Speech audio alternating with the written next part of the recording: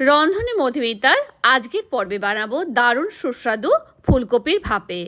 তার জন্য ফুলকপির ফুলগুলোকে ছোট ছোট টুকরো করে নিয়ে সেগুলোকে কিছুক্ষণের জন্য জলে ভিজিয়ে রাখবো, যাতে পোকামাকড় যা থাকে সব যাতে বেরিয়ে যায়। তারপরে এগুলোকে জল থেকে তুলে নুন আর হলুদ মাখিয়ে রেখে দেবো। এবার একটা ফাইন পেস্ট আমি বানাবো। তার মধ্যে থাকবে হলো পোস্ত, সর্ষে, কাঁচা লঙ্কা, সামান্য জল। এবার প্যানে সর্ষের তেল গরম করে নুন হলুদ মাখিয়ে রাখা ফুলকপিগুলোকে ভেজে আমি তুলে নেব। ফুলকপিগুলো ভাজা হয়ে গেলে একটা পেস্ট বানাবো। তার মধ্যে থাকবে সর্ষে পোস্ত বাটা, দই, নুন।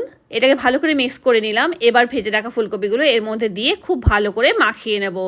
সমস্ত খুব ভালো করে মাখানো হয়ে গেলে ওপর থেকে ছড়িয়ে দেবো সর্ষের তেল আর দুটো কাঁচা লঙ্কা। এবার টিফিন বক্সটা আটকে দিয়ে এটাকে আমি স্টিমের জন্য বসাবো 10 মিনিটের জন্য। 10 মিনিট পর এটা ঠান্ডা হলে ঢাকনা খুলে এটাকে পরিবেশন করব গরম গরম ধোয়া ওঠা সাদা ভাতের সাথে।